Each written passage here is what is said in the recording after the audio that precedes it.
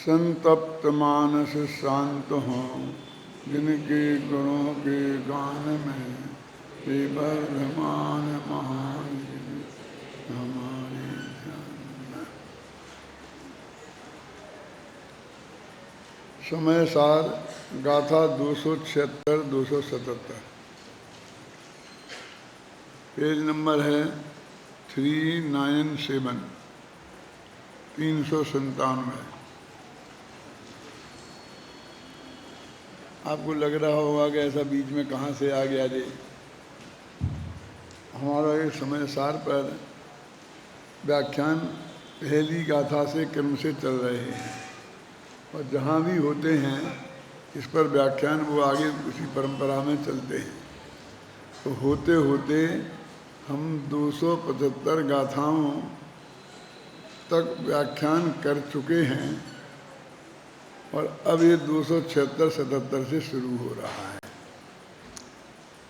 अब ऐसा कोई सिलेक्टेड गाथाओं पे भी नहीं है, और कहीं अधिकार से भी शुरू से हो वहाँ से भी बात नहीं है। आपको पीछे के प्रकरण को थोड़ा पढ़ लेना चाहिए। यहाँ बताने की आवश्यकता इसलिए नहीं है कि ये एकदम बात बदल रही है। पीछे से ज़्यादा संपर्क नहीं है कि जिसके बिना इसका पर व्याख्यान ना किया जा सके। तो आपको जानना है तो आप पढ़ लेना घर पर स्वाध्याय करके इसको अपनी अभी यहीं से गाथा चलाते हैं। इसका जो हेडिंग है गुजराती में मथालो कहते हैं, उत्थानिका कहते हैं अपने संस्कृत हिंदी में, कि दसहु प्रतिषेधकौ व्यवहार निश्चय नयऊ इति चेत। इति चेत माने यदि कोई ऐसा कहे तो। न्याय की भाषा का स्पेशल शब्द है, पहले भी मैंने कई दफ़े कही कि ननु, तथा ही, किंच, ऐसे शब्द हैं जो न्याय की भाषा में बहुत प्रयोग होते हैं और उनके अर्थ सुनिश्चित हैं। ननु माने कोई शंका का प्रश्न कर रहा है बस, है ना। तथा ही माने जो बात हमने पहले कही थी अब उसी को विस्तार से स्पष्ट करते हैं। और एक ये शब्द है इति चेत, तो यदि कोई ऐसा कहे, खुद वो प्रतिपादन करने वाले आचार्य खुद ही ये कहते हैं कि अपने मन से प्रश्न उठाकर कि यदि कोई ऐसा कहे तो उसका जवाब क्या है। वो कह रहे हैं कि हमने पहले कहा था कि व्यवहार नए निषेध है और निश्चय नए निषेधक है, और इनमें आपस में निषेध निषेधक संबंध है। तो शिष्य कहता है कि जरा हमारी समझ में नहीं आया, इस बात को आप स्पष्ट करो कि व्यवहार नए क्यों निषेध है, निश्चय नए क्यों निषेधक है, और वो कैसे निषेध है, कैसे निषेधक है। तो उन शंकाओं के समाधान में ये गाथाएं प्रस्तुत की जा रही हैं। देखो,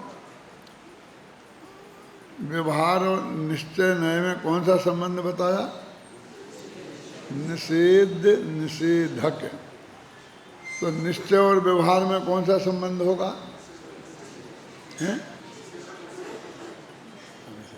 सब होशियार है ना, लेकिन ये नहीं है।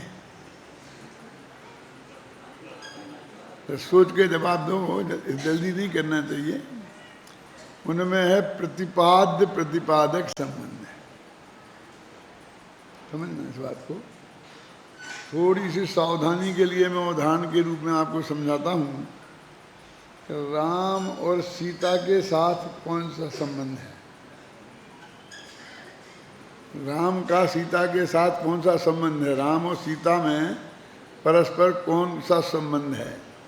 तो हम कहेंगे पति पत्नी संबंध है, कहेंगे ना। अब फिर लौट के पूछें कि सीता और राम के साथ, अब सीता और राम में परस्पर कौन सा संबंध है? तो फिर कि उसमें क्या है, वो ही रहेगा ना। ऐसा हमको लगता है ना, राम और सीता के साथ जो संबंध है पति पत्नी का, तो सीता और राम के साथ वही संबंध रहेगा। संबंध कैसे बदल जाएगा?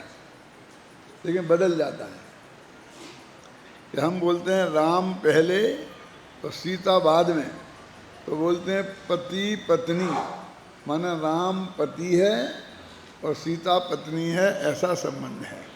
लेकिन जब हम बोलते हैं सीता और राम में, तो हम कहेंगे पति पत्नी, तो सीता हो जाएगी पति और राम हो जाएगा पत्नी। ऐसा है नहीं, क्योंकि क्रम से ही लगेंगे ना। तो वहाँ हमें ऐसा बोलना पड़ेगा, सीता और राम के साथ पत्नी पति संबंध है। जब राम और सीता से बदल के हमने सीता को आगे किया, क्यों, और राम को पीछे किया, तो संबंध को भी बदलना पड़ेगा। हमें निश्चय व्यवहार में तो इससे भी आगे है। फिर वहाँ तो पति पत्नी पत्नी पति ऐसा ही रहा ना, बेई शब्दों की बदला बदली हुई। यहाँ तो बात ही बदल गई कि व्यवहार है प्रतिपादक और निश्चय है प्रतिपाद्य, और व्यवहार है निषेध और निश्चय है निषेधक। आप समझिए ना, तो यहाँ पर रिश्ता ही बदल जाता है। व्यवहार निश्चय न्याय का प्रतिपादन करता है, निश्चय न्याय के विषय को बताता है, और निश्चय न्याय उसको किस तरह प्रतिपादित करता है, ये सब व्यवहार का काम है। कलश टीका में तो लिखा है कथन मात्र व्यवहार, बोलो तो व्यवहार खड़ा हो जाता है, चुप रहो तो निश्चय खड़ा होता है। तो वो कहते हैं समझने समझाने में तो व्यवहार ही काम आता है। तो निश्चय न्याय और उसका विषय, विषय को भी कभी निश्चय न्याय कहते हैं, ये दोनों हैं प्रतिपाद्य, और व्यवहार न्याय उनका है प्रतिपादक। अब वो कहते हैं कि व्यवहार न्याय ने निश्चय न्याय का प्रतिपादन कर दिया, अब क्या करें? तो कहते निश्चय न्याय आएगा और व्यवहार न्याय का निषेध करके और स्वयं निषिद्ध हो जाएगा। इस तरह दोनों ही न्यायों को निषिद्ध होना है। अंत में तो गति दोनों की ये है। लेकिन व्यवहार का निषेध व्यवहार नहीं करेगा, निश्चय करेगा, और निश्चय अपनी बात कहकर व्यवहार का निषेध करके और फिर खुद भी निषिद्ध हो जाएगा। उसे निषेधक करने के लिए दूसरे किसी नए की जरूरत नहीं है। है में ना, ये ऐसा विचित्र स्थिति है। अब जैसे देखो इस हॉल में सामने हम एक आदमी को खड़ा कर दें,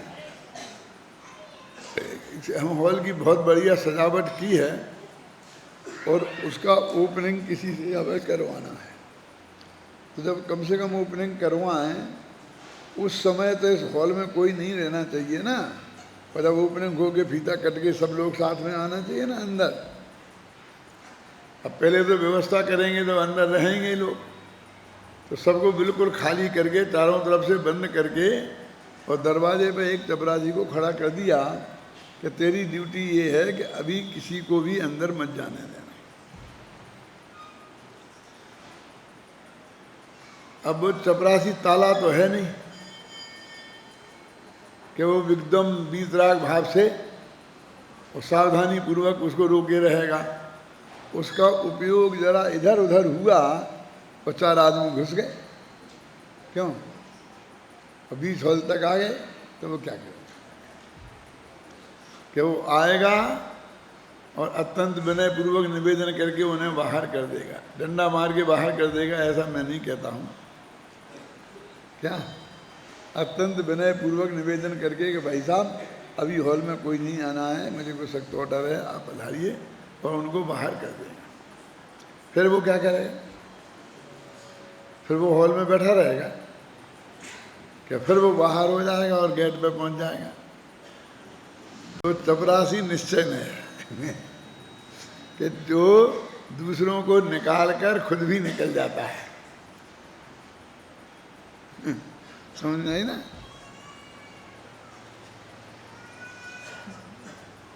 वस्तु तो निर्विकल्पक है और नए होते हैं विकल्पात्मक। तो वस्तु हमारे ज्ञान का गेय बने, अनुभव में आए, उसके लिए विकल्पात्मक ज्ञान का निषेध होना बहुत जरूरी है। ख्याल में?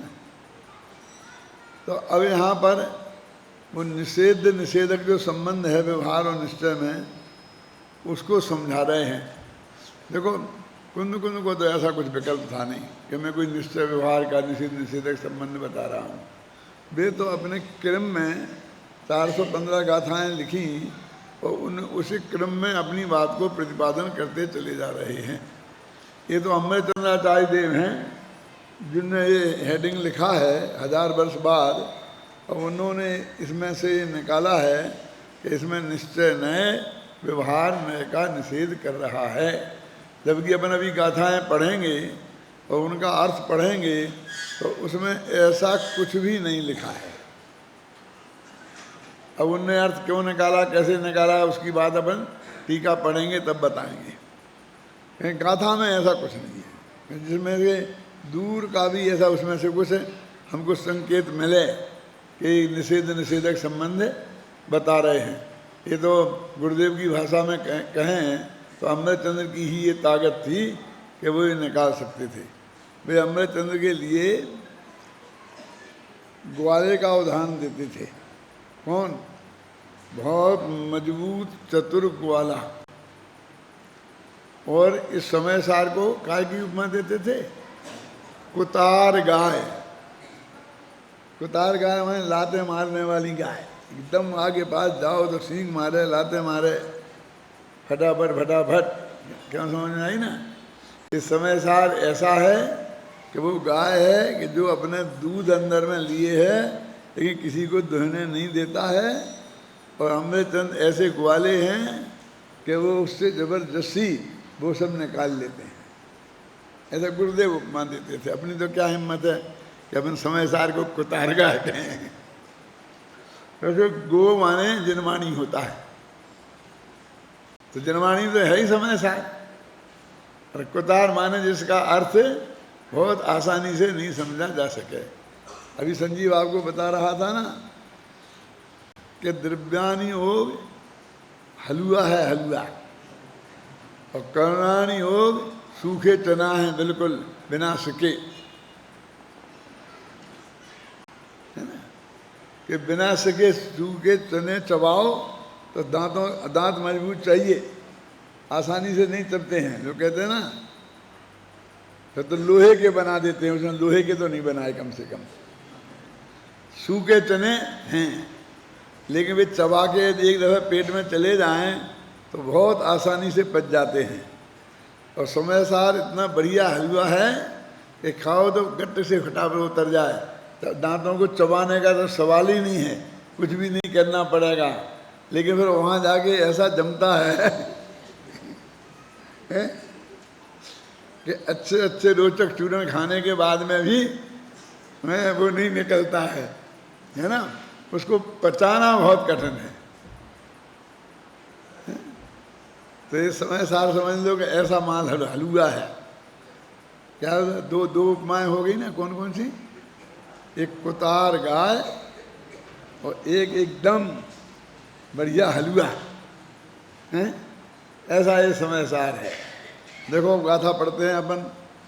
आचारादीनानम जीवादि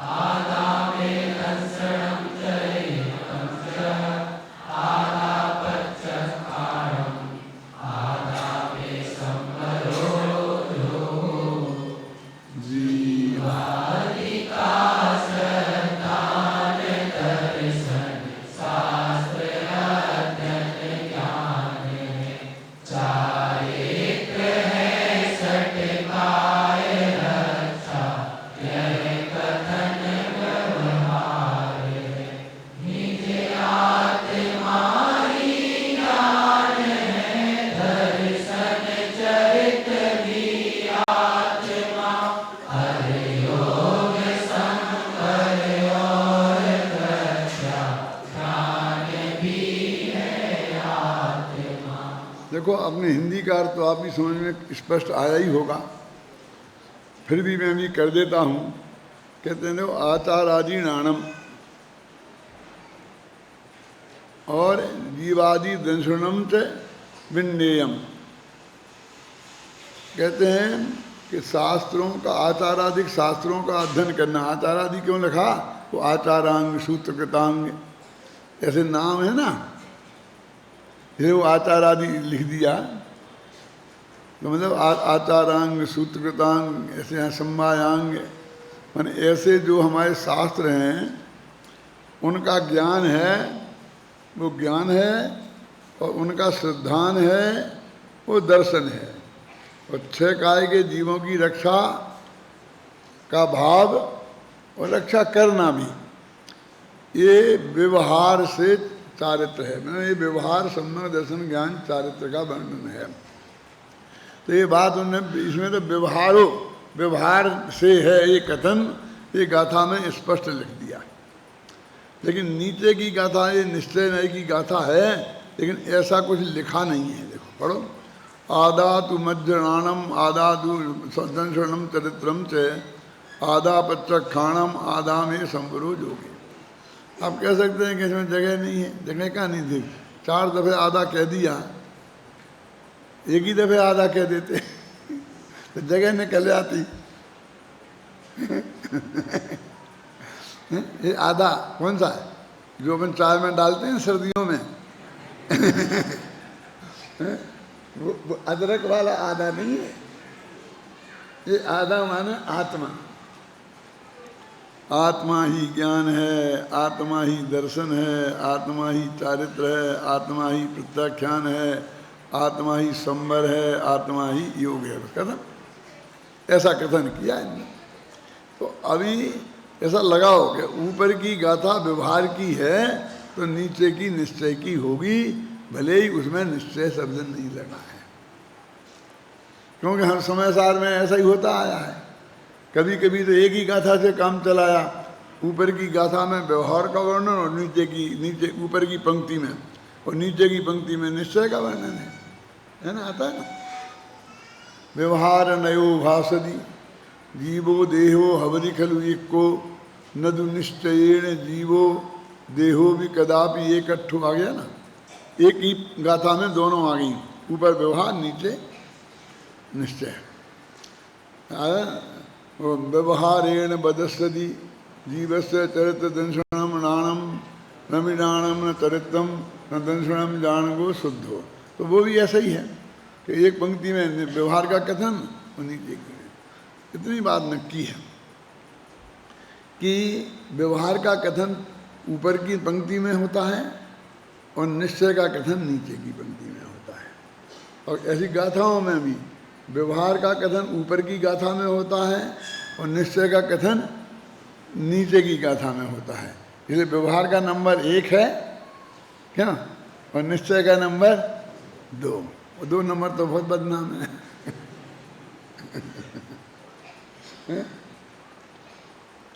ऐसा क्यों है? महत्वपूर्ण तो निश्चय है ना, महत्वपूर्ण तो निश्चय है। व्यवहार का उसे नंबर ऊपर क्यों नहीं दिया और निश्चय को ऊपर नंबर क्यों दिया? कि भाई व्यवहार से हमें प्रतिपादन करना है और फिर निश्चय उसको आगे निषेध करेगा। उसका पहले कैसे हो सकता है, समझे ना। जब ये शिविर समाप्त होता है और समाप्त होने के बाद जब सबके वो कौन सा समापन समारोह होता है, वो धन्यवाद ज्ञापन होता है। और ये तो अपन ने देख लिए ना कि अपने उद्घाटन समारोह और समापन समारोह की क्या दुर्दशा है। उद्घाटन समारोह तो कल देखे ही थे और आज देख लो, मैंने कहा था ना उनको कि आज हॉल भर जाएगा। तो आगे से भरा है, पीछे तक देख लो, महिलाओं में भी देख लो, महिलाओं में तो कल 0 थी और आज हीरो बनी हुई है है ना, क्यों? और समापन में तो चिड़िया नहीं दिखेंगी। अब धीरे धीरे वो समापन समारोह हमें बंद ही करना पड़ रहा है। अब उसकी जगह प्रवचन चलाओ भैया, तो 1 प्रवचन ज़्यादा मिलेगा। एक दिन पहले ही शिविर खत्म हो जाता है, कोई रहता ही नहीं है ऐसा। क्योंकि हम इतने अधिक आत्मार्थी हो गए हैं कि 10 दिन के शिविर में 1 घंटे का उद्घाटन और 1 घंटे का समापन हमें बर्दाश्त नहीं है। वो औपचारिकता, वो व्यवहार है ना, यानी हमें व्यवहार इतना भी बर्दाश्त नहीं है। वो 10 दिन निश्चय चलेगा वो 10 दिन निश्चय हमको ये है। अब ये मुमुक्षुओं की तो समझ में सबकी आता है। अब नए नए जो नेता लोग आते हैं उन्हें कैसे समझाएं, क्योंकि वो सीधा अर्थ ये है कि तुम्हें सुनने कोई नहीं आया है? भोपाल की सच्ची घटना है। कोई पिजा में दोपहर के 2 बजे वो रखा था प्रवचन मेरा, और एकदम इतनी भीड़ थी, इतनी भीड़, जो पंडाल बनाया था उसके बाहर सारे रास्ते मस्ते रुक गए थे कहीं से चारों तरफ। और उसमें भूतपूर्व मुख्यमंत्री बाबूलाल गौर आने वाले थे। अरे वो जब वो आए, जब प्रवचन चल रहा था, तो वो भीड़ इतनी थी कि जिस गली से उन्हें आना था गाड़ी उनकी आ नहीं पाई, वहाँ उतरना पड़ा, और उस भीड़ को चीरते हुए आना उनको बहुत भारी पड़ा। अभी मैं तो आया ही नहीं, इतनी भीड़ कैसे आई क्या नेता लोग तो समझते हैं ना, भाई मैं आता हूँ भीड़ तो तब इकट्ठी होती है, और इतनी भीड़ दिन के 2 बजे। तो आते ही उनने पूछा इतनी भीड़, मैं तो अभी आया ही नहीं, मेरे को आप इसी बार टाइम पे बुलाया था, इसी टाइम में आया सही समय पर। तो लोगों ने कहा साहब ये भीड़ आपके लिए नहीं आई है, ये डॉक्टर साहब का प्रवचन सुनने आई है। कि इतनी भीड़ दिन के 2 बजे प्रवचन सुनने ऐसे बैठिए शांति से, ऐसा बोले कि दंगा रहेगा, मैं तो सफल हो गया, मेरे तो नेत्र सफल हो, मैं तो जितना सुना उतने में से तृप्त हो गया, बहुत बहुत बहुत बहुत बोला। और ऐसा हो गया, सब भूल भाल गया जो बोलने सोचना किया आया था बोलने के लिए। फिर यही रामायण शुरू कर दी। ये मुमुक्षुओं का गुरुदेव श्री का वो पुण्य प्रताप है। जब मैं कहता हूँ ना कि उनने हमें माल भी दिया और मार्केट भी दिया, क्या बेटा क्या प्रवचन करना ये भी बताया, और भीड़ भी इकट्ठी उन्हीं ने कर दी। उस तत्व ज्ञान की धारा को लोगों के हृदय में जगा कर इतना लोलपी बना दिया। क्यों कि उस तत्व की बात सुनने के लिए लोग 10-10 दिन रुकने के तैयार हैं, और उन्हें नेताओं की बात सुनने के लिए आध घंटा देने के लिए तैयार नहीं है। ये सारे मुमुक्षुओं की स्थिति है सारे देश में। हमारे मुमुक्षु समाज के नेता इससे बहुत परेशान हैं। क्यों कि वे उद्घाटन में नेताओं को कुछ दिखाना चाहते हैं। क्या दिखाएं, क्या दिखाएं बोलो?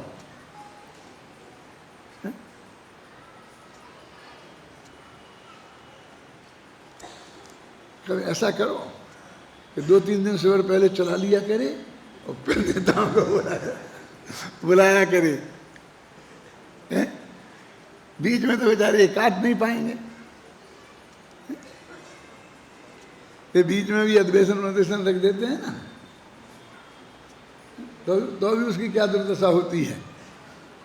उस टाइम में लोग पद्मपुरा हो आते हैं, महावीर जी हो आते हैं, जयपुर के मंदिरों के दर्शन कराते हैं।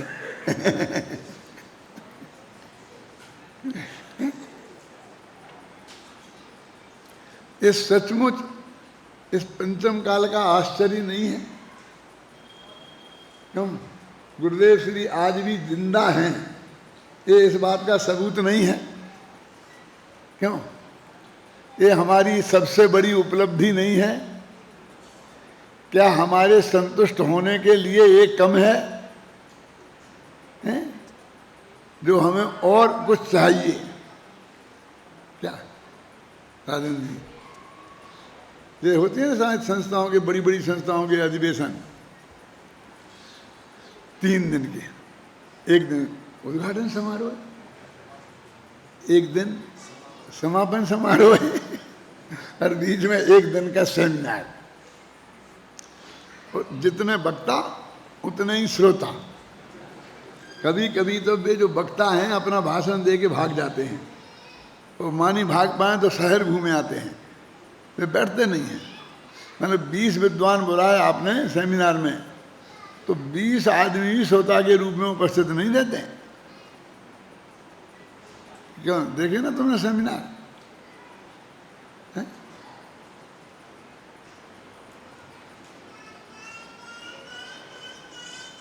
मैं ये कहना चाहता हूं कि हम जिंदा हैं, हमारे गुरुदेव श्री जिंदा हैं, और बीतरागी तत्व ज्ञान उनके द्वारा प्रतिबद्ध वो जिंदा है। इस बात के सबूत के लिए ये बात अपर्याप्त है क्या, जो हमें कोई दूसरे सबूत की जरूरत है? ऐसे बहुत प्रवचनकार वक्ता हैं और वो नए नए मुमुक्षु बनते हैं, और बनते हैं तो पूरी गहराई से मुमुक्षु समाज को नहीं पहचानते, और वो तत्व ज्ञान को भी नहीं पहचानते। तत्व ज्ञान की भी पकड़ उन्हें गहराई से नहीं होती है। और फिर वो कहते हैं कि हमारा रख दो, हमारे सुनते नहीं, हम वहाँ जाएँ, हमें किसी ने मिला नहीं, सुने नहीं, मुमुक्षु तो बिल्कुल कोई बैठे ही नहीं। उन्हें पता ही नहीं है कि मुमुक्षु क्या चाहते हैं। जो आप जान रहे हो उसे 10 गुना ज़्यादा तो वे सामने वाला जानता है। आप पहले उतना ज्ञान अर्जन कीजिए, फिर देखिए। ऐसा कुछ नहीं है कि हमारी शैली मैली, नहीं, आपकी शैली अच्छी है, इस धोखे में मत रहना। ये मुमुक्षु समाज में शैली मैली से कुछ नहीं चलता। शैली का उतना योगदान नहीं है जितना मूल तत्व ज्ञान का योगदान है। वो ये जानना चाहता है कि हम सभा में से जब उठ के जाएं तो हमें 2 बातें नई सीखने को मिली कि नहीं तत्व ज्ञान के संदर्भ में, तब उसे संतुष्टि होती है, हैं? तब वो सुनना चाहता है, तब वो बुलाता है। नहीं तो हमारे पास ऐसे आते हैं कि भैया इस साल तो आपने हमारा प्रदूषण बिगाड़ दिया, अब अगले साल ध्यान रखना, अगले साल मत बिगाड़ देना। ऐसे फोन आते हैं जो आपका रिकॉर्ड बनाते हैं हमारी संस्था में, समझ नहीं ना। और जिस गांव के लिए कहते हैं कि भाई तुम उसे बुला लो, वहाँ से कहते नहीं नहीं नहीं, उनको मत भेजना, उनको मत भेजना, उनको मत भेजना, किसी कीमत में भेजना। जब दूसरा विद्वान है ही नहीं तो मैंने बिना ही उनके अच्छा नहीं विद्वान के काम चला देगी। ऐसे फोन आते हैं।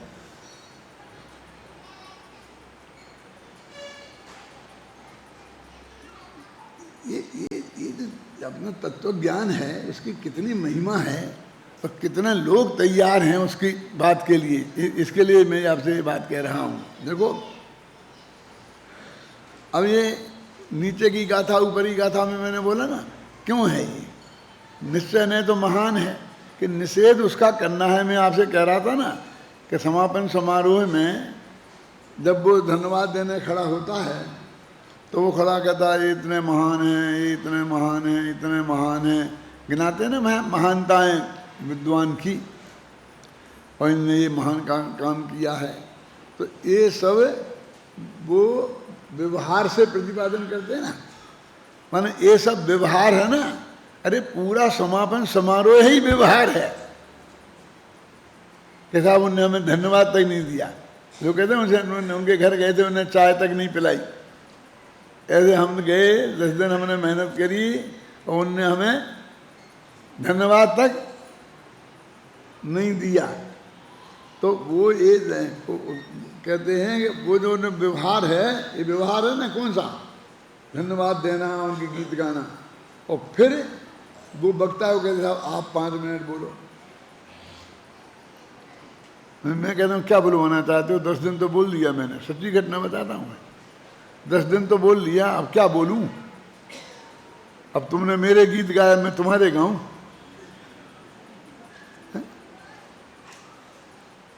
10 दिन के किए धरे पे पानी फेर दूं? हम कहते हैं देखो जो इनने कहा है उसमें कुछ दम नहीं है, सब झूठ है। ये गुरुदेव का दिया तत्व ज्ञान है, हम तो उनकी चपरासी हैं, जो संदेश आप तक लाए हैं हम बताते हैं। तब ये अच्छा लगता है कि नहीं? तो उनने व्यवहार से हमें बहुत बहुत महिमा बढ़ाई और हमने निश्चय से उसका निषेध कर दिया। तो निश्चय की बात तो बाद में ही आएगी ना। और हम ये कहें तुम कैसे लोग हो, हम कितने बड़े विद्वान हैं, तुम समझते ही नहीं हो। हैं, और तुमने कुछ भी नहीं किया हमारे धन।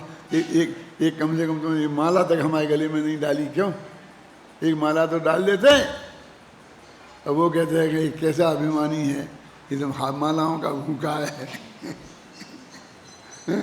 धन्यवाद चाहिए, तो वो उल्टी हो जाएगी ना बात, कि वो मांगने लग जाए क्या है, और वो कहने लग जाए कि ये किसके काबिल हैं ही नहीं, हम क्या करें।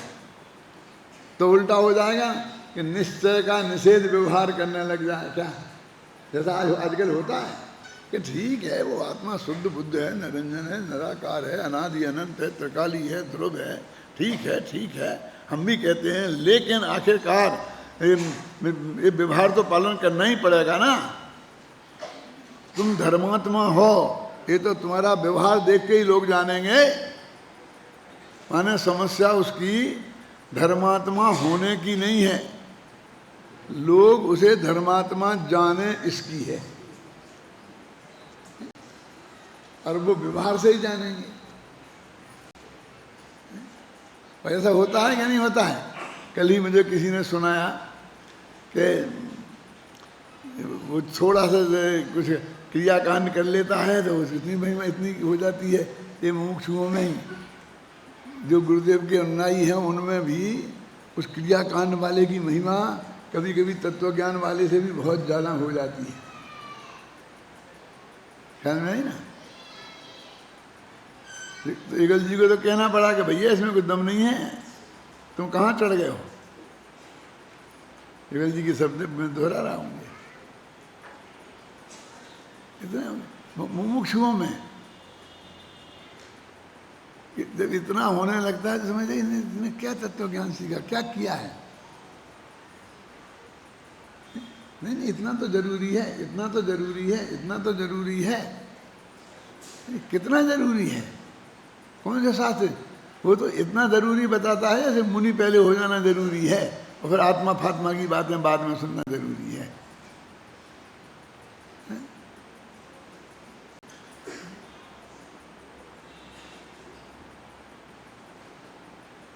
तो उल्टा हो जाता है ना वो। अभी भी हमारे दिमाग से उस छोटे क्रियाकांड की महिमा साफ हुई नहीं है। ये कितनी मतलब आश्चर्य की बात है। इसकी वजह से तो ये सारा देश न जो बिल्कुल जीरो है तत्व ज्ञान में, उनके कब्जे में चला गया। और उसी की महिमा, ये जो थोड़ा सा स्थान बचा है, कितना जैसे सारे जंगल में आग लग गई थी ना, तो समय सा रखा था तो वो उतना सा एक पेड़ बचा रहा था, इतना ये पेड़ बचा है। तो इसे भी तुम उस क्रियाकांड की आग से जलाना चाहते हो कि होना चाहिए, होना चाहिए, होना चाहिए। क्या होना चाहिए? कितना होना चाहिए? सिर्फ अष्टमूल गुण और सप्त व्यसन का त्याग, इतना ही सम्यक दर्शन के पहले होना चाहिए। इसके बिना सम्यक दर्शन की भूमिका नहीं बनती है, और इसके बाद कुछ भी नहीं है रंज मात्र भी अनिवार्य।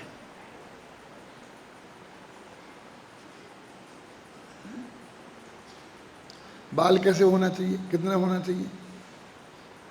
1 इंच के 2 इंच के आधा इंच के घुटी टांग होना चाहिए। क्यों? घुटी हुए तो बहुत अच्छी बात है, हैं? तो बेचारी महिलाओं का तो गया काम से, इनकी तो टांग घुट ही नहीं सकती है, इनका तो एक बेकार गया। और ये महिलाएं इतने इतने लंबे बाल रखें, ये सब पूरे धर्मात्मा बनी रह सकती हैं, और हमारे इतने बाल भी नहीं पुसाएं।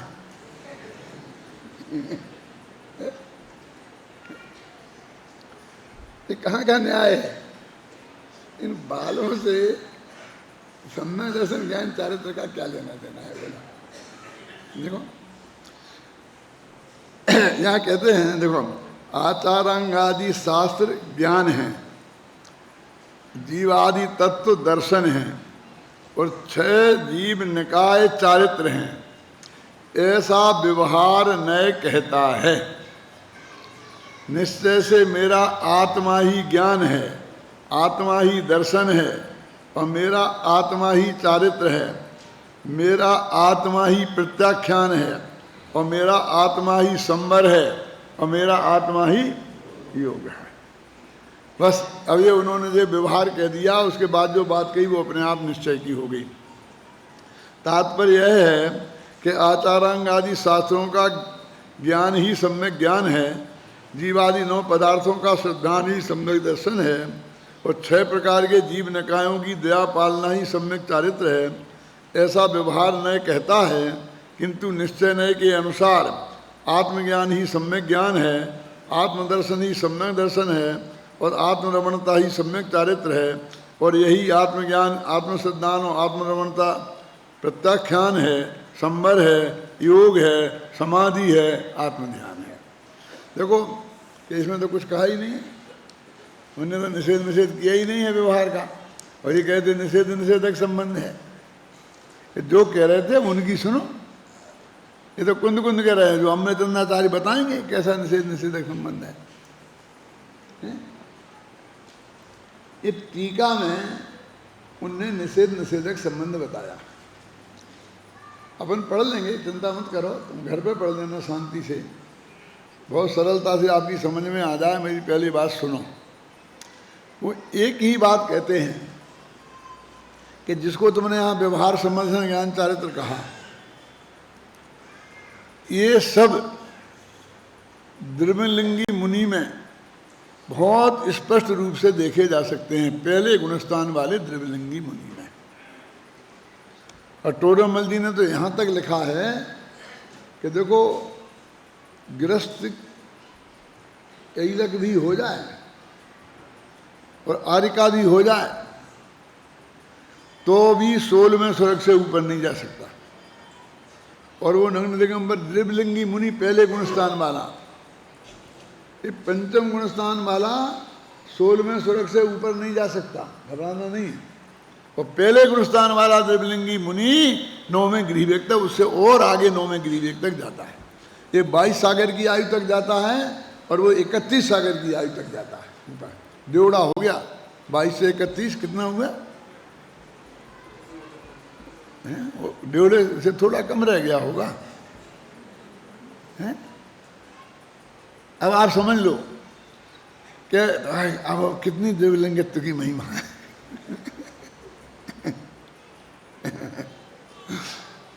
अब स्वर्ग में जाने से महिमा लगाएगा, वो कहते उसे संसार का एक संसार, रंच मात्र संसार नहीं कटा, और इसके बहुत कुछ संसार कट गया है। तू तो अभी स्वर्गों से नाप कर रहा है ना, तो फिर तुम्हें क्यों बताया हमें ये? इसलिए बताया कि उसका इतना निर्दोष व्यवहार होता है। टोडरमल जी कहते हैं इतना निर्दोष व्यवहार होता है कि केवली ही जाने कि उसमें क्या कमी है। कोई भी भावलिंगी संत भी ये नहीं पहचान सकते हैं कि ये असली है कि नकली है। इतना मतलब वो बाह्य आचरण सही हो। ये मैं ये कहना चाहता हूँ, आचार्य कहना चाहते हैं, समझना, ध्यान देना कि हम जो ये बात कर रहे हैं वो नकली व्यवहार की नहीं कर रहे, ये मिथ्या दृष्टि जो व्यवहार पाल रहे उसकी नहीं कर रहे। सम्यक दृष्टि मिथ्या दृष्टि मुझे मुनियों बिल्कुल आगम के अनुकूल है कि हम आज के व्यवहार की बात नहीं कर रहे राजेंद्र जी। आज के में तो ना व्यवहार है ना निश्चय है, दिक्कतें है नीचे से लेके ऊपर तक।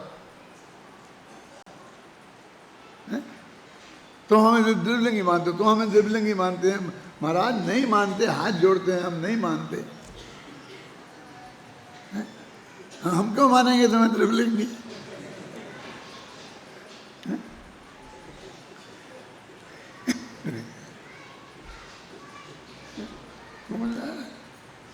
टोडरमल जी ने बताया है कि केवल ज्ञान में भी आए वो उनका ये कमी रह गई, नहीं तो नहीं आए किसी ज्ञान में। हमारे क्षेत्रम ज्ञान में तो वो आ ही नहीं सकती है।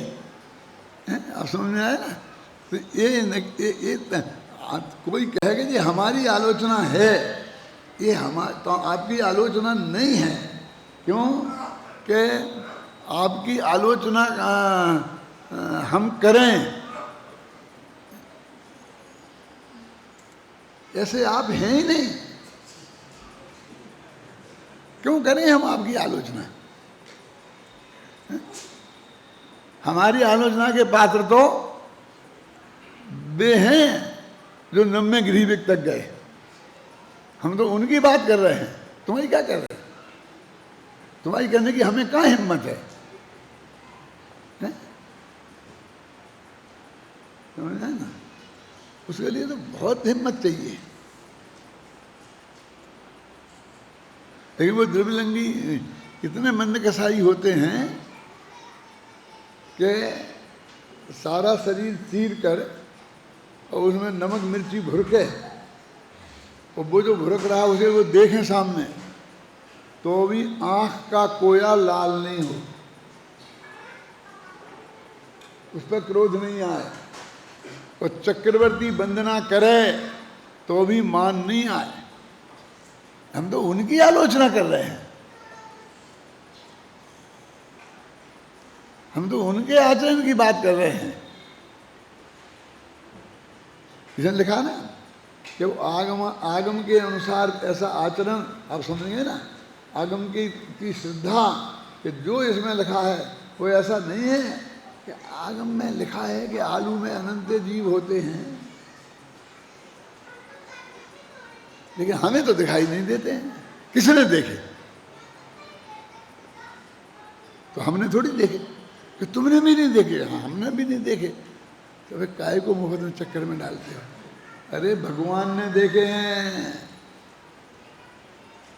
कि भगवान ने देखे हैं और उनने दिव्य ध्वनि में कहे हैं और वो हमने पढ़े हैं। सवाल ये नहीं है कि तुम एक आलू खाएगा तो कितना पाप लगेगा, क्योंकि वे आलू के जीव तो तेरे खाने के पहले ही मर जाते हैं और फिर पैदा हो जाते हैं। सवाल है कि तूने भगवान की बात में शक किया, समझना, तूने पहला अपराध ये है भगवान की बात। मैंने अभी अमेरिका में भी यही समझा के आया हूं, अभी ये परमात्मा वगैरह को ये समझा रहा था कि इसमें कहा, वो कह रहे तुम्हें कोई माथा मारने की जरूरत नहीं है, आगम में लिखा है कि ये अभक्ष है तो छोड़ देना, उसके बिना जीवन नहीं चलता है क्या? कोई बहस की जरूरत नहीं है कि ये दिखते हैं ये नहीं दिखते हैं, समझे ना? क्या फर्क पड़ता है उससे? उसके बिना जीवन नहीं चलेगा क्या? ये आगम के प्रति ऐसी आस्था होना है ना। तो गुरुदेव का उदाहरण मालूम है आपको कि नहीं? मैं फिर सुनाता हूँ। देखो, बहुत से लोग नए भी हैं, हमारे विद्यार्थी बहुत से नए हैं, उनके माँ बाप भी आए होंगे तो वे भी नए होंगे। सुनो कि गुरुदेव श्री जहाँ अपने सोते थे रहते थे, वहाँ से जहाँ उनका भोजन करने जाते थे तो रास्ते में पक्का तो है नहीं वहाँ, तो जब बरसात में घास हो गई आती थी तो ऐसे पत्थर जमा के रख दिए थे तो उन एक एक पत्थरों पर पैर रख रख करके वो निकल जाए वहाँ। दिवाली के टाइम पर हम लोग गए तो खूब घास थी, वो पत्थर थे और सब लोग उनके साथ जाते थे। तो गुरुदेव आगे आगे जाते थे पत्थरों पर, पीछे पीछे लोग जाते थे। अब लोगों को, अब आजकल एक वो जमाना आ गया है ना, खिच खच खच खच, क्या है, अपने यहाँ तो कम है फोटो खींचने का, तो सामने वाला फोटोग्राफर आता तो हर एक को गुरुदेव के बगल में आना है। अब पत्थर तो है नहीं रे, अब वहाँ तो घास है, तो हरी घास में नीम के पत्ते वो सब बगल बगल में आ जाते फोटो खिंचवाने के लिए, वहाँ से खींचते फोटो। तो ऐसे आ गए, तब गुरुदेव एकदम देख के तब पीछे हो, क्या हुआ तुम्हें मालूम नहीं है? ये नीमड़ा के फूल, नीमड़ा माने नीम, नीम के फूल पड़े हैं ना, इसमें अनंत निगोदिया जीव हैं और इसमें तुम्हारे पूरा भव के कई माँ बाप भी हो सकते हैं और इसमें भविष्य के सिद्ध भी हो सकते हैं। क्या जरा सोचो, उनके ऊपर पैर क्यों रखते हो? जब उनसे एक कहा तो एक आदमी कोई पहुंच गया होगा ऐसा ही ओवर बाय, बोले कौन देखे, क्या बोले, कौन देखे, किसने पूछा होगा ये, आप बता सकते हो? कोई नहीं। इस वाक्य से कि कौने देखे। वो कौन होगा भाई साहब? अहमदाबाद से आए ना? कहाँ से आए? अहमदाबाद वालों से पूछ लेता हूँ, कौने देखे किसने कही होगी? किसी गुजराती ने ही कही होगी ना। हैं? क्यों? हिंदी वाला तो किसने देखे बोलता ना।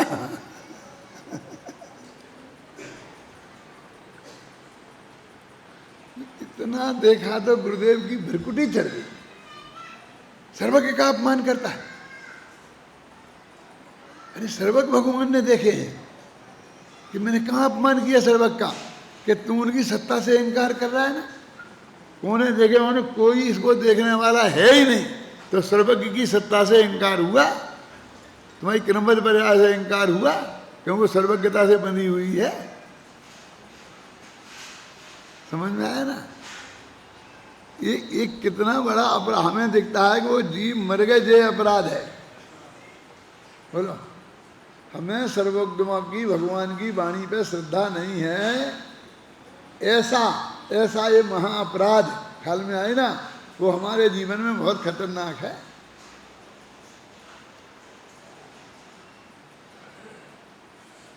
ओ भाई जी, मेरा तो मन बन गया है पक्का कि जिसे सर्वज्ञ की वाणी पे भरोसा नहीं है, मैं उससे बात ही नहीं करना चाहता। बात माने वो कोई प्रश्न उत्तर करे तो मैं नहीं करता, आओ बैठो चाय पियो पानी पियो, वो तो करना, उसमें कोई दिक्कत नहीं है। लंबी तो मुझे वो भी नहीं करना है किसी से, लेकिन ये तत्व चर्चा में उससे करना ही नहीं चाहता। पहले वो शपथ ग्रहण करे कि मुझे जिनेंद्र भगवान की वाणी जो उपलब्ध है, निरापद है, जिसमें किसी में मतभेद नहीं है, उसमें मेरी पक्की श्रद्धा है, तो अब बैठ पहले एक एक करके, तब बात करेंगे। क्यों अपना मनोस्वभाव खराब करना छाबड़ा जी? कितने दिन हैं? अब गिनती के दिन रह गए। एक गिनती के दिनों में हमें व्यर्थ की बातों में क्यों उलझें? हम व्यर्थ की चर्चाओं में क्यों उलझें? क्या जनवाणी कम है? क्या हमने पढ़ ली? बहुत पढ़ ली होगी, अभी भी बहुत बाकी है, और उसकी गहराई बहुत बाकी है। द्वारा पढ़ो मोक्ष में प्रकाश, देखो कितना नया लगता है। द्वारा पढ़ो समय सारे, देखो कितना नया लगता है। हमारे गुरुदेव ने 19 बार तो सभा में पढ़ा था, और फिर कहते अंदर में तो न मालूम कितने बार बोलते थे कि नहीं बोलते थे। और तेरे लिए सब पढ़ लिया, अब शास्त्र की जरूरत नहीं है। क्या है शास्त्रों में कहता है? तो ये अंदर में जाना है तो जाना। कौन रोकता है तेरे को? कहता है कि अंदर में मत जाओ। लेकिन जनवाणी के स्वाध्याय का निषेध क्यों करता है? ये महापाप क्यों करता है? ये नरक में ले जाने वाला पाप हमारे जीवन में क्यों होता है?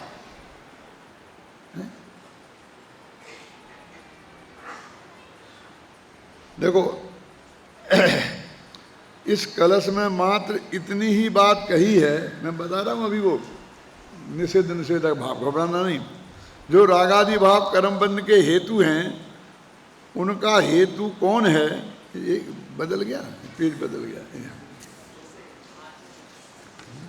हाँ, ये है ज्ञान का आश्रय होने से आचारांग आदि शब्द श्रुत शास्त्र ज्ञान है, और दर्शन का आश्रय होने से जीवादि न पदार्थ दर्शन है, और चारित्र का आश्रय होने से जीवादि 6 निकाय के जीव चारित्र हैं, यह व्यवहार न्याय का कथन है।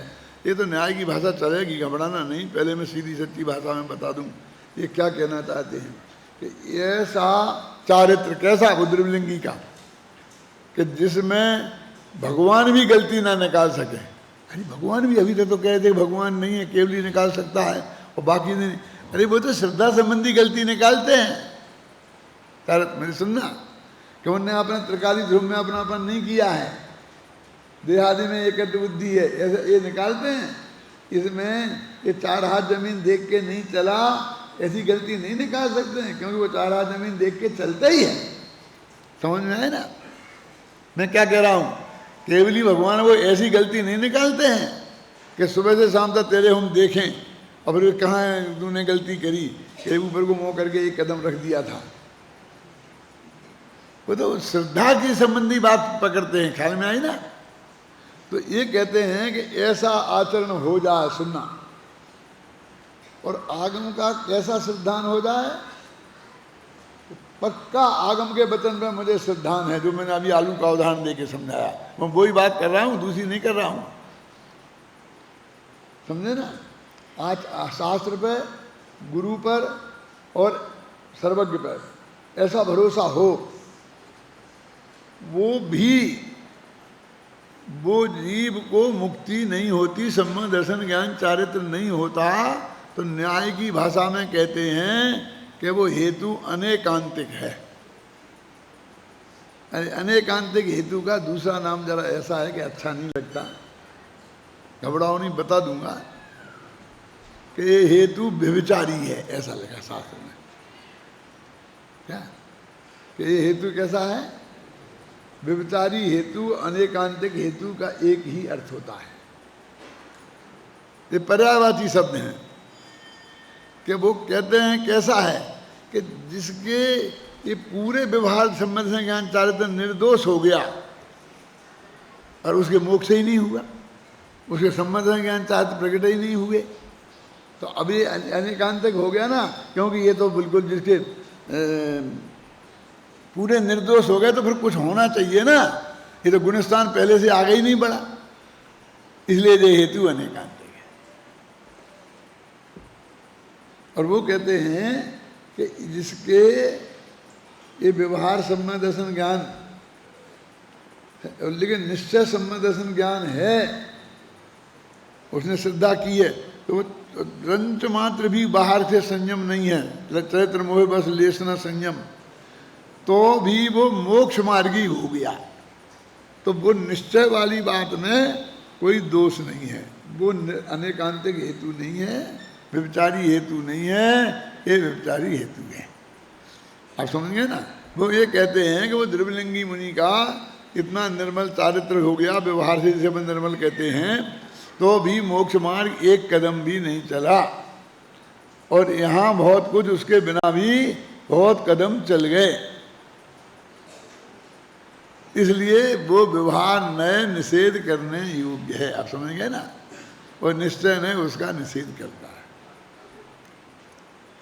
तो सम्यक दृष्टि के वे होंगे, हम कब कहते कि नहीं होंगे, तो सम्यक दृष्टि के वे अवश्य होंगे, होना ही चाहिए। और करो की भाषा में टोटमल जी कहते हैं कह दो तो हमें कोई ज़्यादा ऐतराज नहीं है, लेकिन समझना ये कि जो वो मोक्ष हुआ है ना, उसको वो निश्चय से हुआ है, वो व्यवहार का उसमें रंच मात्र भी योगदान नहीं है। ये बिल्कुल नक्की किए बिना बिल्कुल जैन तत्व ज्ञान तक नहीं पहुंच सकते। वो आचरण, वो रंच मात्र भी साधन नहीं है। अब एक लिखा है, लिखा लें दो ना, क्या दिक्कत है, वो व्यवहार से लिखा है ना, खत्म।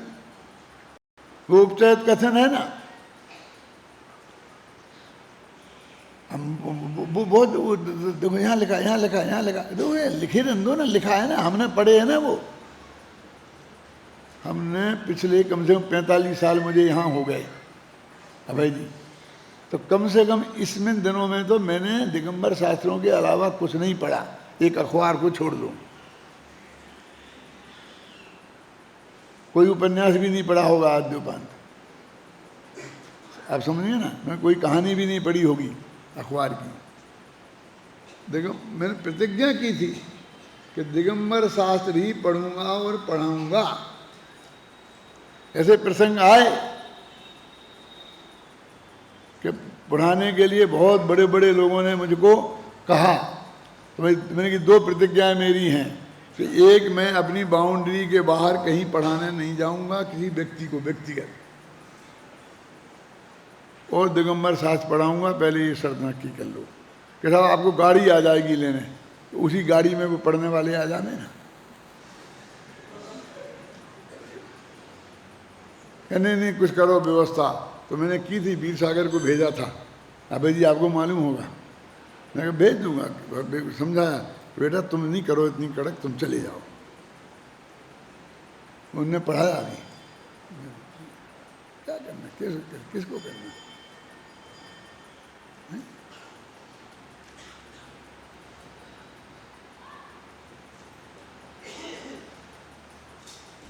देखो अभी मैंने जो बात बताई ना, उसके संदर्भ में मैं पढ़ता हूँ, वो सुनना, तो वो बात समझ में आएगी। देखो जो ज्ञान का आश्रय होने से शुद्धात्मा ही ज्ञान है, दर्शन का आश्रय होने से शुद्धात्मा ही दर्शन है, और चारित्र का आश्रय होने से शुद्धात्मा ही चारित्र है। यह निश्चय नय का कथन है। इनमें आचार अंग आदि को ज्ञान आदि का आश्रयत्व अनेकांतिक है। अब ये बिल्कुल न्याय की भाषा आ गई। तो जो मैंने बताया वही अर्थ है इसका। वो अनेकांतिक है माने वो अनेकांत नहीं है अपना, जो अपना अनेकांतवादी है। ये अनेकांतिक नाम का दोष है, जिसका नाम दूसरा व्यभिचारी है। समझे ना? अनेकांतिक हेत्वाभास है, लिखा ना, व्यभिचार नामक दोष से संयुक्त है। ये मैंने अनुवाद में डाल दिए कि अनेकांतिक हेत्वाभास है, ये व्यभिचार नामक दोष से संयुक्त है। समझे ना? उसमें तो इतना ही लिखा, बस अनेकांतिक है ऐसा लिखा। देखो पढ़ो, तत्राचारादि नाम ज्ञान आश्रत्व अनेकांतकत्वात् व्यवहार नहा प्रतिषेध लिखा ना। ये दो बात शब्द मैंने जोड़े हैं, पहले की टीका में नहीं थे अभय जी, क्योंकि इस टीका में क्या विशेषता है अभी आपको ऐसे कैसे दिखेगी कि ये अनेकांतिक है, अनेकांतिक हित्वाभास है, माने व्यभिचारी नाम का दोष है। बहुत लोगों को लेंगे अनेकांत है, अनेकांत अनेकांत है तो अच्छी बात तो है, अपन अनेकांतवादी तो है ही। ऐसा नहीं है जी, समय हो गया है, इसको आप पढ़ के आना, पढ़ के आओगे तो भी बहुत 90% लोगों की समझ में नहीं आएगा, मैं जानता हूँ। लेकिन मैं कल आपको पूरा समझा दूँ, एक एक आदमी की समझ में आ जाएगा ऐसा समझा दूँगा। लेकिन आप इसे पढ़ के